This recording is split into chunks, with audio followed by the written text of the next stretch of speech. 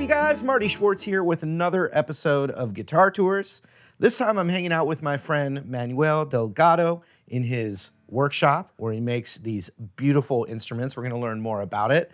And I just want to thank you, man, for your time. Oh, thank you, brother. I really appreciate you being here today. Yeah, man, so nice to see you. Building guitars is been your lifelong passion, correct? Yes, And it's a family... It's a family tradition, dating back to 1928 with my grandfather and great uncle who started the business. Wow. Then passing it down to my father and then to me. And actually, my 10-year-old daughter made her first instrument last year. Wow. So, yeah. That is amazing. And you guys have focused on the nylon string classical style guitar. Actually, we're really well known in a lot of different genres. So we actually make over 45 different string instruments. But a lot of people recognize us for our concert classical guitars because of our past clientele like Andres Segovia and Celedonio Romero, Feliciano, people like that. Theodore Nice. Michael, yeah. Those are some good names right there. Yeah, man. What would have happened if you didn't want to build guitars? I probably would be a LAPD officer. Okay, Yeah.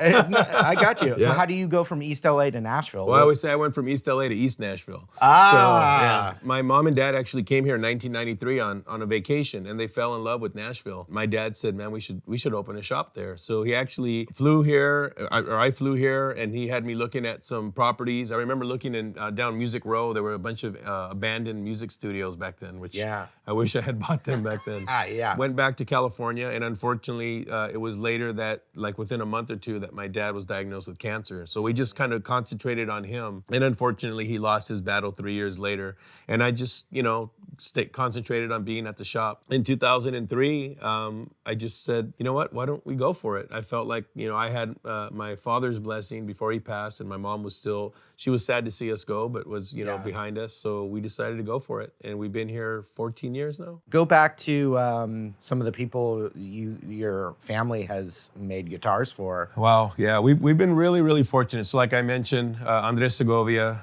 Theodore Michael, the Kingston Trio, of course, the guys from Los Lobos who were clients of my grandfather, clients of my dad, and they're still clients of mine today. I love those guys. They're family to me. I remember working on Gene Simmons' Axe bass guitar when I was like 14. Nice. Because we used to do all the repair work for the original Guitar Center when it was on Hollywood Boulevard, across the street from where it is now. And it seems like you were too busy learning about the craftsmanship of building guitars as opposed to playing guitars. It seems like you've really dedicated.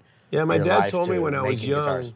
he said, you need to make a decision if you want to be a great guitar player or a great guitar maker. And he said, the musician's life is at night. If you want to have a family, it's going to be difficult because you'll be traveling. Yeah. And the builder, you're a businessman. You have to be up early. Yeah. I was very fortunate that I took a lot of advice at an early age. I opted more for the craft of building.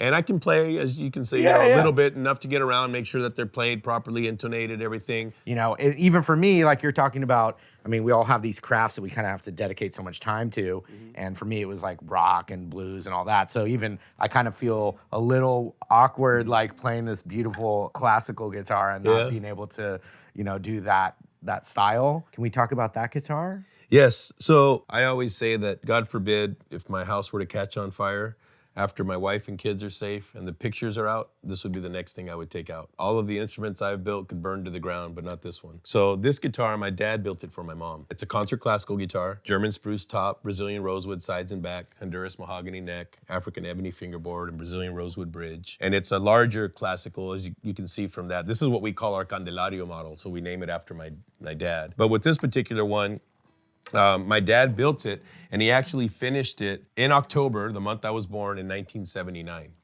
So I just love this instrument. Does your mom play as well? So the agreement that my dad made with my mom was, if you learn to play, I'll build you a guitar. So my mom took lessons, learned to play one song, he built her the guitar, and then she stopped playing.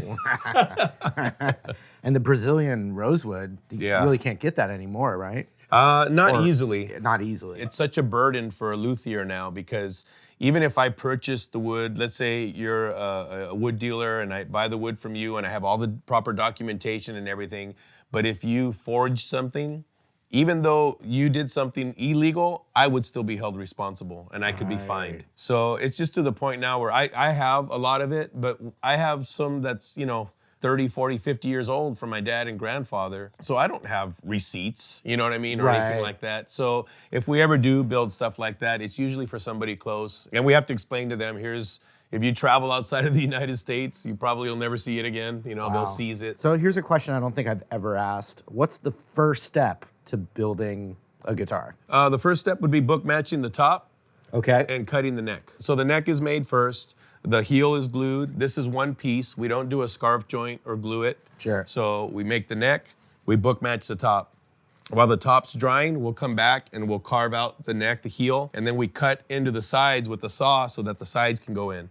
And by the way, my acoustic steel strings, I build them like a classical as well. They're not a dovetail joint. Okay. So the top is then attached after the rosette's put on and the top is braced, like this instrument over here, it's attached to the neck. And then the sides are bent and put on, and then the kerfing's put on, and then the back is put on. And a lot of people will say on our steel strings, because we build them that way, well, that's great, but what do you have to do when you need a neck reset? What are you going to do? And I say, well, why would you need a neck reset? You don't need a neck reset on a solid piece. The reason you need a neck reset is because they're dovetail joints, and that joint, over time, it expands and contracts, and there's 187 pounds of pressure pulling from the headstock and the bridge. That neck starts to shift up. I can show you guitars that my grandfather and my dad built steel string guitars that I keep in tune. Necks are perfectly straight on them. The old world art way of building instruments, it was a different way of crafting instruments. Yeah. There's no CNC machine in here. Sure. There's no shapers. We carve the necks by hand, chisel out the rosettes by hand. You know, everything is done by hand. There's very few power tools that we use in our shop. So we're using still a lot of the old world methods in building our instruments. Oh, man. That's so cool. Well, obviously you're more of a builder, but can we hear the tone on this a little bit? Sure. You got something I mean, whatever you want. Yeah.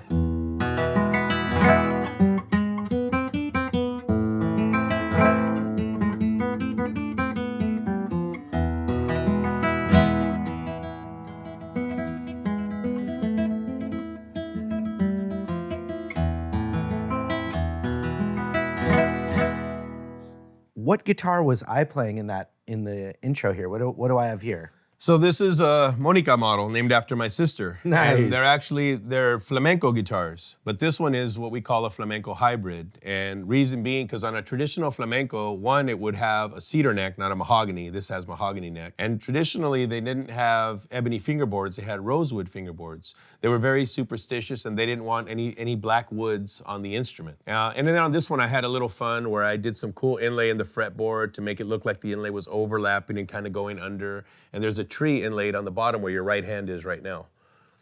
Oh, yeah.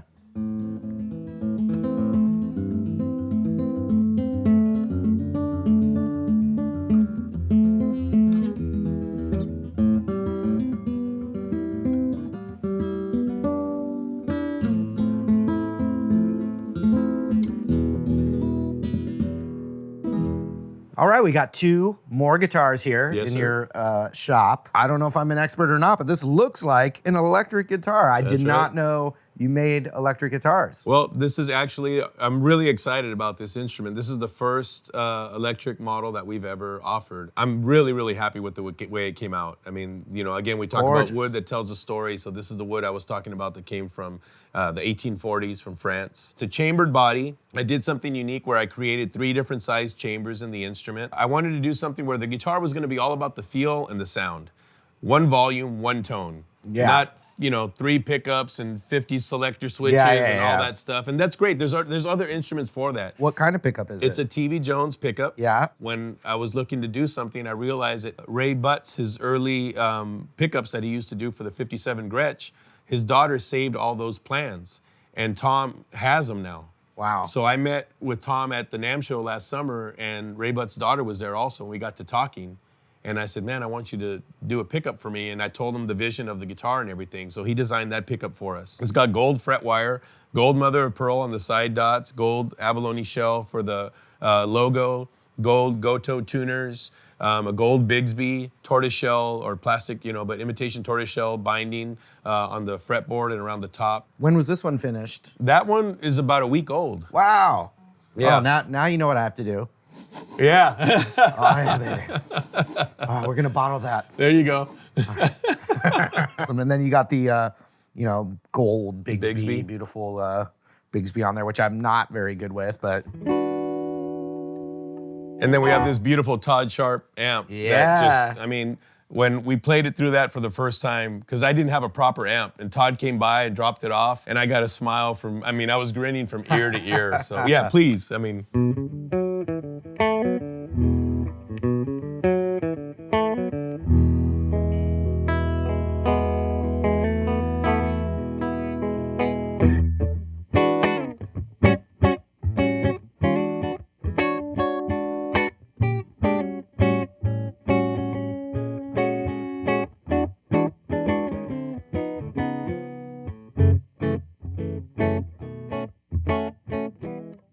Correct me if I'm wrong, but doesn't it feel pretty easy to play? Oh, yeah. Well, this actually has 10, they're 10 to 52, the NYXL Diodario string, so it's a heavier gauge string. Okay. And it's a 25.5-inch scale. So usually when you have a longer scale and you tune a guitar up to 440 pitch, the strings feel tighter and tougher. And this doesn't. It's Nice. super easy to play.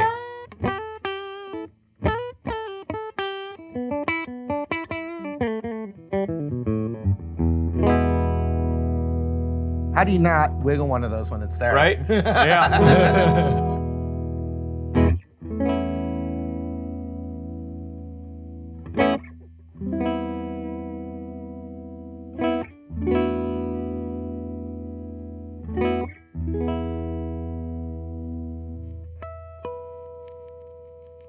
Yeah, man.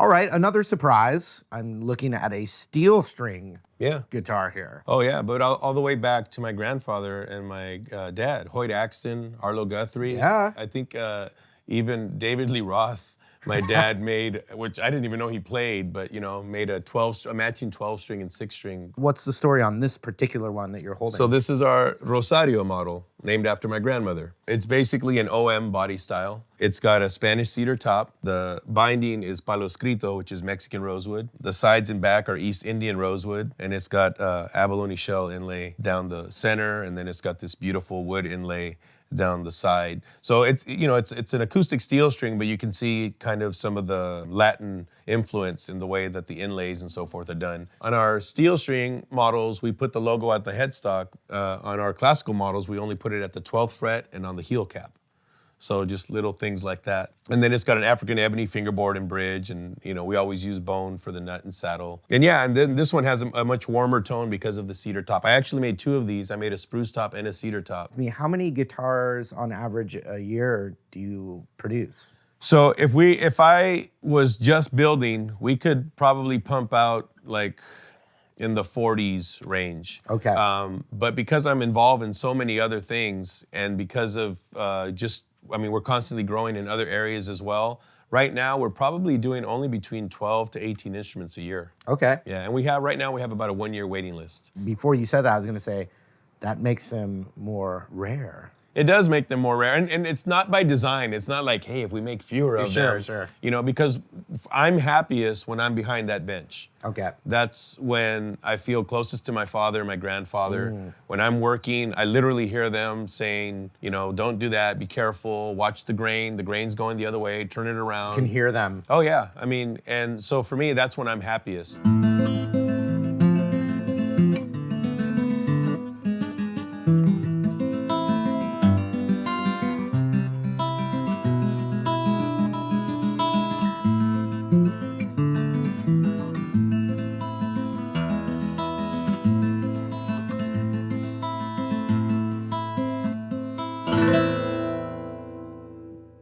Now this is the one you were just playing because Yes. I wanted to try it out as well. Yes. Now another thing real quick is a little birdie told me that you helped out with the Pixar movie Coco in some way. Yeah, so it was really exciting early on when they were in the development phase of that. I got a call from Jake Martin at Pixar, and he was asking me a bunch of questions, and I didn't know who it was. I didn't know it was related. He didn't tell you what. No, he didn't say, "Hey, I'm calling from Pixar. Can you give us all this information?" Right, because immediately you're going to start asking for more money. Yeah, and we never did. I will say that. But I know what you mean. But but it's really true, because that's probably what their fear is, that they're just trying to get some information. And when people hear Pixar, they're like, "Oh, how can we get money from them?" Yeah. And we were just like excited that And he said, everywhere I've been calling around, they all say I should be talking to you.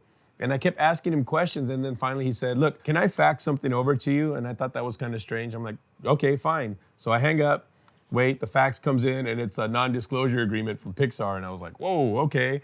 So we signed it. They had a different working title at the time, and then we just helped them with some information on the mariachi instruments. And they were kind enough to actually have my wife and my girls and I, they invited us to Pixar, and we got a tour. And when the movie came out, it was a very emotional movie, because they really honored our history, the history of Mexican culture. And yeah, it's just a beautiful film. Well, speaking of traditions, you are holding another historical piece for you. And why don't you tell me what it is? So this guitar is 35, almost 36 years old. I was 12 years old when I built this. It took me a summer to do. My dad and my grandfather helped me, but this is a requinto romántico. They call it requinto, quinto meaning fifth. So it'd be like putting a capotrasto or a capo on the fifth fret of the guitar. It's tuned A to A. But this is would be used in trios. So in the U.S. we hear trio, but in Mexico, trio is a genre of music. It's two guitars and a requinto romántico and three vocal harmony, and then the guitars are playing the harmony and the requinto's playing the melody. People know like Sabor a mí. That's one of the more known,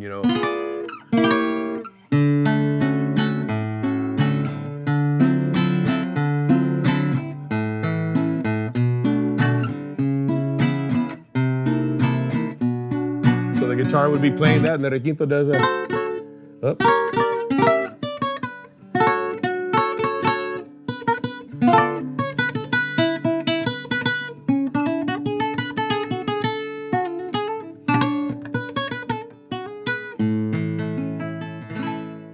Manuel, it's been a pleasure and an honor to have you here in this episode. Thanks, Marty. I'm really excited for people to see it. And on top of that, we're going to leave a link for your website, Delgado Guitars. Not only click the link to check them out, but you can look them up on all the different platforms, obviously. Yep. Instagram, Facebook, all Twitter, that stuff. all that good stuff. And you're doing a lot for the community besides building guitars. You're really giving back a lot. So, support wonderful craftsmen like Delgado Guitars. And another thing before we leave, I got to play this one more time if you don't mind. No, I would love to hear it. Okay, yeah. Cool. Thanks again, man. Yeah, thank you, brother. Yeah.